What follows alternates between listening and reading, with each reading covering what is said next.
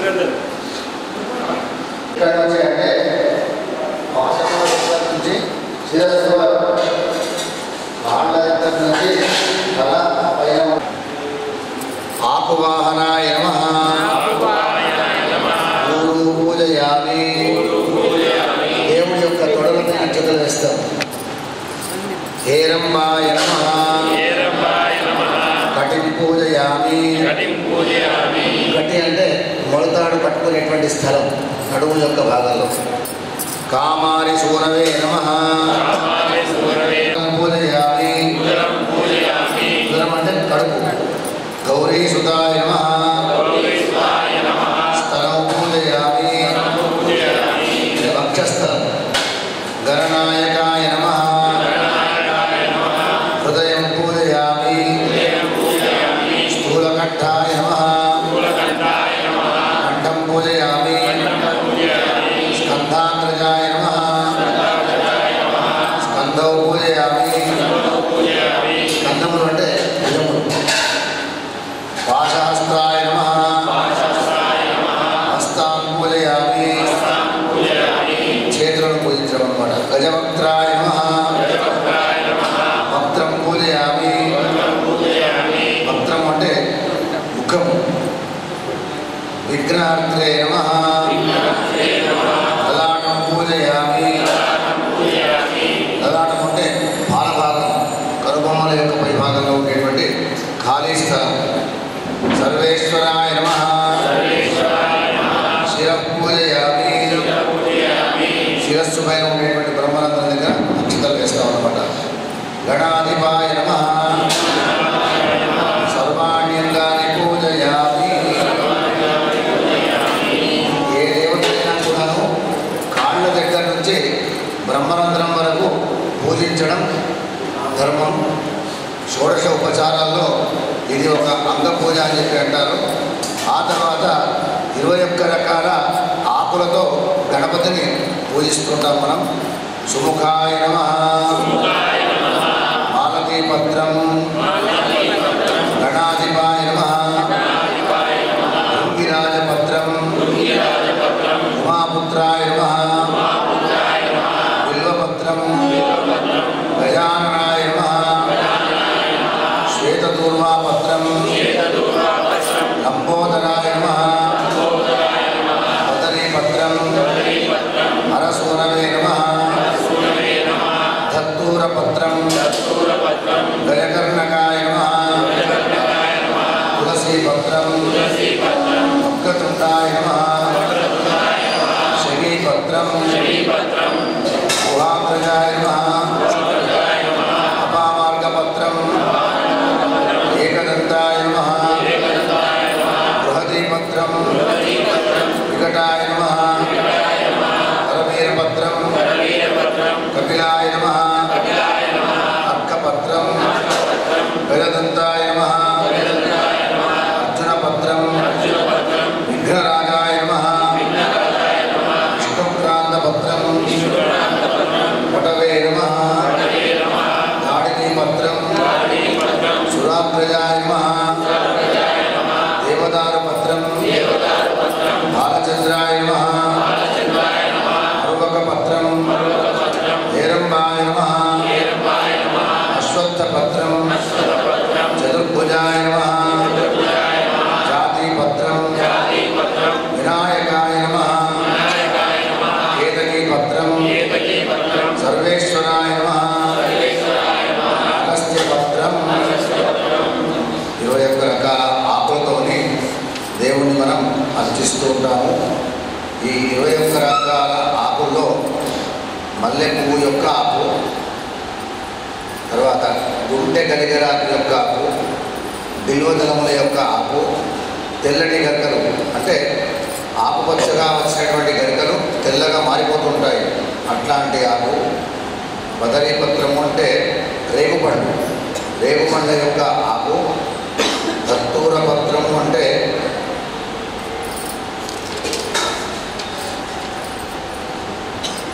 తులసీపత్రము అంటే అందరికీ తెలుసు. శమీపత్రము అంటే ఇప్పుడు మనం పూజ చేస్తున్నాము. ఏది దత్తూర పత్రం అంటే ఉమ్మెత్త పువ్వు చెట్టు యొక్క ఆకులు. తర్వాత జమ్మి వృక్షం అన్నమాట, ఇది ఇప్పుడు చేస్తున్నటువంటి పూజ శని పత్రముల యొక్క పూజ. అపామార్క పత్రం అంటే మనము ముఖం కడుక్కోవడానికి వాడుకుంటూ ఉంటాము. అది సహజమైనటువంటి వేర్లతో ఉన్నటువంటి పత్రము. మనము గౌరీదేవికి 16 ఏర్కొని తీసుకొస్తాం చూడండి, అదేంటది ఉత్తరేణి. బృహతి అంటే భూమిని తాక్కొని ఉంటుంది, ముళ్ళు వస్తాయి, దాని పేరే బృహతి పత్రం అని చెప్పి అంటారు. ఇంత ముళ్ళు వస్తాయి చూడండి, కాయలుగా. వాటిని విషయం అంటే షుగర్ వ్యాధికి సంబంధించినటువంటి వాటిని దాంట్లో రసం తీసి మనకు ఆహారంగా ఇస్తూ ఉంటారు. ఇక అర్కపత్రము అంటే జిల్లేడాకు. తర్వాత విష్ణుక్రాంత పత్రము అంటే అది భూమిని నేలను తాక్కొని ఉంటుంది. తర్వాత దాడిమి పత్రము అంటే దానిమ్మకాయ యొక్క ఆకులు ఉంటాయి చూడండి అవి. తర్వాత దేవదారువులు అంటే మన బొంగులు ఉంటాయి చూడండి, ఏం చెట్టది, దాని పేరే దేవదారు వృక్షం, దాని యొక్క ఆకు. తర్వాత మరువం, మనం నిత్యంగా పువ్వుల్లో కలిపెట్టుకుంటాం, మరువం అనేటువంటి సువాసనతో ఉంటుంది, ఆ మరొక పత్రం. అశ్వత్థ పత్రము అంటే మనం రోజు పూజ చేస్తున్నాం చూడండి, ఏం చెట్టది, రావి చెట్టు యొక్క ఆకు. తర్వాత జాతి పత్రం, జాతి పూల యొక్క ఆకు. కేతకీ పత్రం, ఇప్పుడు సర్పాలు దాని చుట్టూ తిరుగుతాయి చూడండి, కేతకీ పత్రం చుట్టూ ఏం పోవాలి, మొగిలి పువ్వు. అగస్త్య పత్రం అంటే అశ్వపువ్వు. ఈ విధంగా 21 రకాల ఆకులతోని గణపతి దేవుని మనం పూజించాలి. తర్వాత గరిక పెట్టేటువంటి సమయంలో 2 గరికలు తీసుకోవాలి, దానిపైన గంధము పుష్పము అక్షతలు పెట్టాలి. పెట్టి ఒక్కొక్కటి గణపతి పాదాల దగ్గర పెట్టాలి. పెడితే దాన్ని పూర్వాయుగ్మ అర్చన అని చెప్పి అంటారు. గణాధిపాయ నమః పూర్వాయుగ్మం సమర్పయామి. ఉమాపుత్రాయ నమః పూర్వాయుగ్మం సమర్పయామి. అఘనాశనాయ నమః పూర్వాయుగ్మం సమర్పయామి. ఏకదంతాయ నమః పూర్వాయుగ్మం సమర్పయామి. భవక్త్రాయ నమః పూర్వాయుగ్మం సమర్పయామి. మూషకవాహనాయ నమః పూర్వాయుగ్మం సమర్పయామి. ఈశపుత్రాయ నమః పూర్వాయుగ్మం సమర్పయామి. సర్వసిద్ధిప్రదాయకాయ నమః పూర్వాయుగ్మం సమర్పయామి. ఉమానుగురవే నమః పూర్వాయుగ్మం సమర్పయామి. శ్రీ సంకటనాశనాయ నమః పూర్వాయుగ్మం సమర్పయామి. నెమ్మదిగా ఈ 105 నామాలు చదువుకుంటూ వెళ్దాము. అక్కడ శమీపత్రములతో అంటే జమ్యాకుతో మన అర్చన చేస్తూ ఉంటాడు ప్రభు. ఏకదంతం శూర్పకర్ణం గజం శ్రీభూతాయ నమః శ్రీదక్షాయ నమః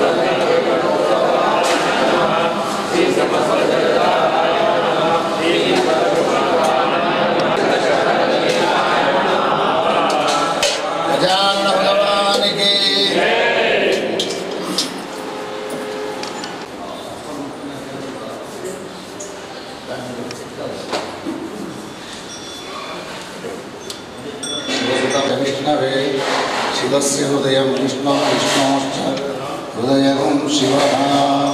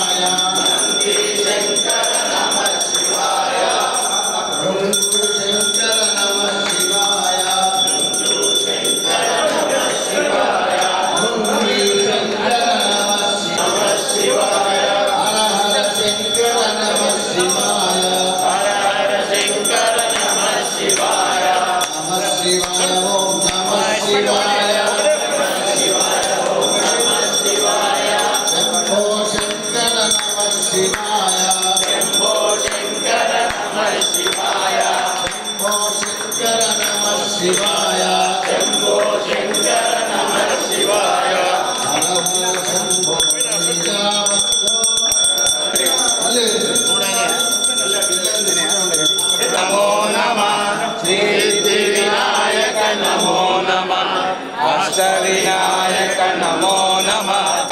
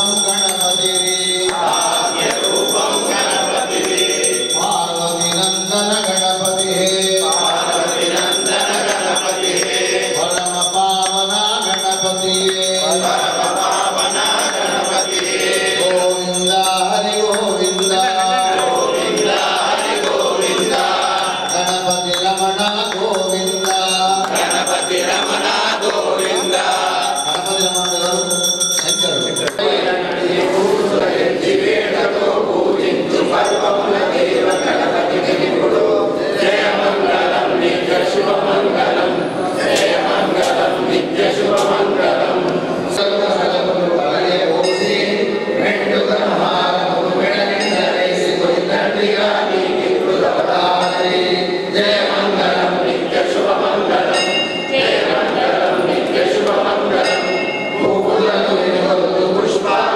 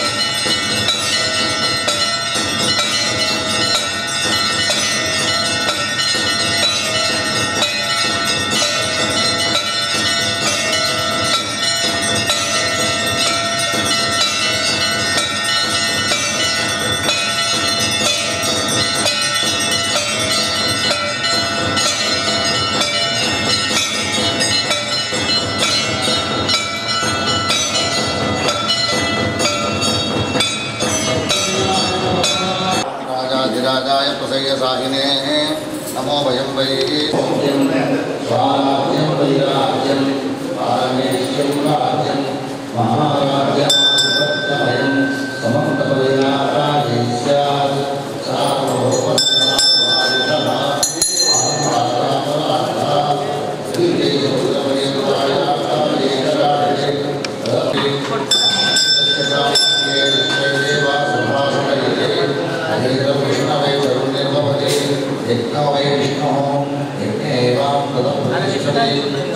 विष्णवे स्वाहा यज्ञाय स्वाहा प्रतिष्ठाय स्वाहेति नारायणाय विद्महे वासुदेवाय धीमहि तन्नो विष्णुः प्रचोदयात् महादेव्यै विद्महे विष्णुपत्न्यै धीमहि तन्नो लक्ष्मीः प्रचोदयात् देवाय धीमहि तन्नो विष्णुः प्रचोदयात् विद्महे कन्याकुमारी धीमहि तन्नो लक्ष्मीः प्रचोदयात् साय विद्महे ब्रह्महंसाय धीमहि तन्नो हंसः प्रचोदयात् ओम तत्पुरुषाय विद्महे तत्पुरुषाय धीमहि तन्नो हंसः प्रचोदयात् ओम तत्पुरुषाय विद्महे महासेनाय ओम तत्पुरुषाय विद्महे सुवर्णभक्षाय धीमहि तन्नो गरुडः प्रचोदयात् ईशानप्रज्ञात् पुष्पाञ्जलि समर्पयामि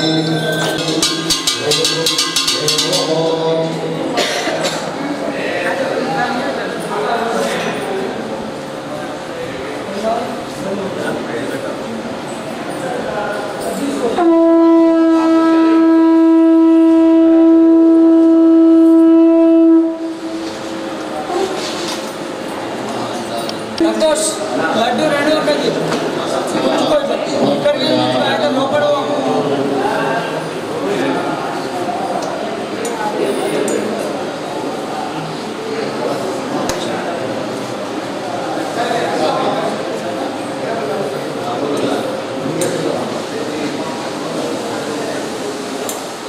తీసుకునే వాళ్ళండి.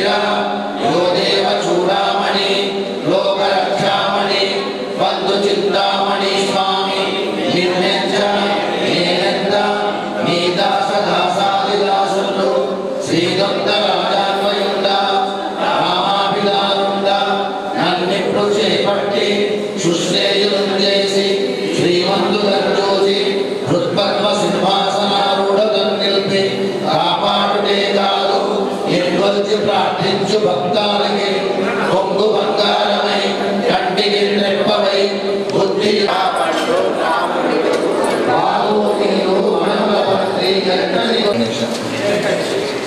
సుముఖాయ నమః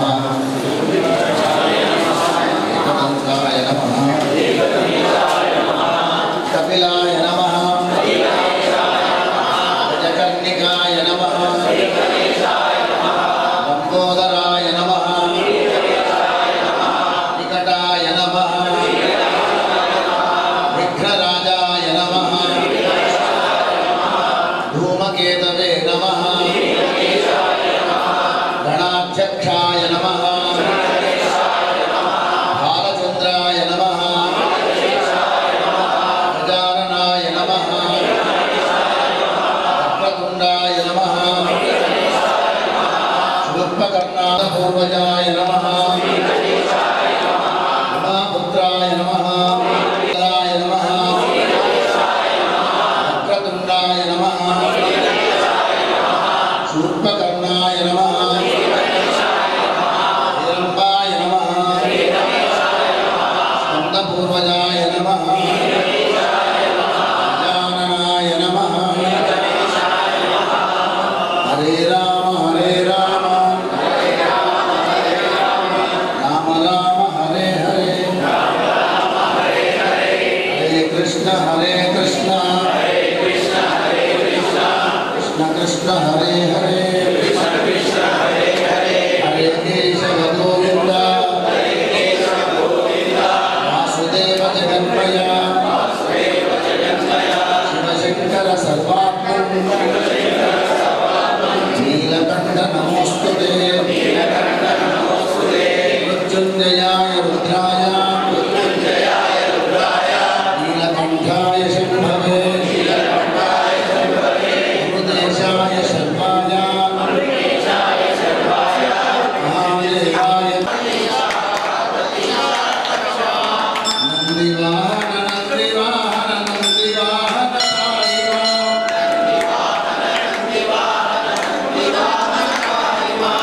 నందివాహన నందివాహన నందివాహన రక్షమా ధర్మస్య అధర్మస్య ప్రాణిషు విశ్వస్య గోమాతుః గోపాలకృష్ణ భగవానికి రాజాధిరాజ రామచంద్ర భగవానికి జగదంబే విశ్వపాలిని మాతాకి హర నమః పార్వతీ పరమే సనాతన ధర్మకి జై శ్రీరామ్. సంకల్పం చేసినటువంటి పద్ధతి ప్రకారంగా నవరాత్రుల యొక్క దీక్ష సంపూర్తి కావడానికి ఇంకా ఒక్క రోజు బాకీ ఉంది. రేపు పోయినంత వరకు ఎక్కువ ఆలస్యం చేయకుండా త్వరగా ముగించుకొని ఎవరి బాధ్యతలకు వాళ్ళు వెళ్ళిపోవాలి. దాంతో ప్రధానంగా జై గణేష. ఈశ్వరుని యొక్క సంకల్పం చాలా గొప్పది. దేవుడి యొక్క ఆశీస్సులతో అసలు నవరాత్రులు ప్రారంభమయ్యేటప్పుడే ఒక రకమైన ఆలోచన ఉంటుంది. మొదలైన తర్వాత మాత్రం ఒక్క గడియ కూడా ఆగదు మన కోసం. ఇట్లా కాలచక్రం చిరుక్కొని తిరిగిపోతుంది. కాబట్టి ఈశ్వరుని యొక్క సంకల్పానుసారం మనం ఇక్కడ దాదాపుగా కొన్నేళ్లుగా గణపతి దేవుని యొక్క సేవ చేస్తూ భరిస్తూ ఉన్నాము. కేవలం మనమే కాదు, మార్వాడి వాళ్ళు సాయంత్రం 6 గంటల నుంచి 7 గంటల వరకు 11 సార్లు గణేష్ చాలీసా పారాయణం చేస్తారు. గణేష్ చాలీసా పారాయణం చేసి మంచి కమ్మటి ఆ గాత్రం వింటూ ఉంటే అసలు మై మర్చిపోతాం. ఆడవాళ్ళు వాళ్ళే డోలకు మోగిస్తూ ఉంటారు. స్త్రీలు డోలకు మోగిస్తూ భజన చేస్తూ ఉంటే ఆ కీర్తన మనకు భాష రాకపోయినా సరే ఆ భాషను వింటూ ఉంటే, ఆ స్మరణను వింటూ ఉంటే మనకు ఎంతో ఆనందం కలుగుతూ ఉంటుంది. అదేవిధంగా ప్రతి ఆదివారం నాడు ఇక్కడ ఉదయం 10:30 గంటల నుంచి 12 గంటల వరకు సామూహికంగా సుందరకాండ పారాయణం అవుతుంది. సుందరకాండ అనగానే ఆంజనేయుడు లంకానగరానికి పోవడము, లంకానగరంలో సీతాదేవిని చూడటము, మళ్ళీ ఆ చూడమని తీసుకొని వచ్చి రామచంద్ర వారికి అప్పగించడము. ఈ ఘట్టాన్ని